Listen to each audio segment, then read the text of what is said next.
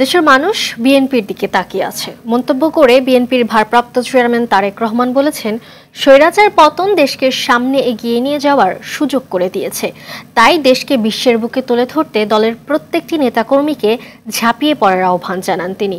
নড়াইল জেলা বিএনপির দ্বিবার্ষিক সম্মেলনে অনলাইনে যুক্ত হয়ে তিনি এই আহ্বান জানান। খান আলামিনের রিপোর্টে বিস্তারিত। নড়াইল সরকারি উচ্চ বিদ্যালয় মাঠে জেলা বিএনপি আয়োজন করে দ্বিবার্ষিক সম্মেলনের উদ্বোধন করেন বিএনপি চেয়ারপারসনের উপদেষ্টা আমানুল্লাহ আমান। সম্মেলনে ভার্চুয়ালি যুক্ত হন দলের ভারপ্রাপ্ত চেয়ারম্যান তারেক রহমান। বলেন, স্বৈরাচার আওয়ামী লীগ সরকার 3 বার নির্বাচনের নামে প্রতারণা করেছে। আমরা দেখেছি কিভাবে বিগত 15 বছর পালিয়ে যাওয়া খুনি স্বৈরাচার দেশের প্রতিটি প্রতিষ্ঠানকে ধ্বংস করে দিয়ে গেছে।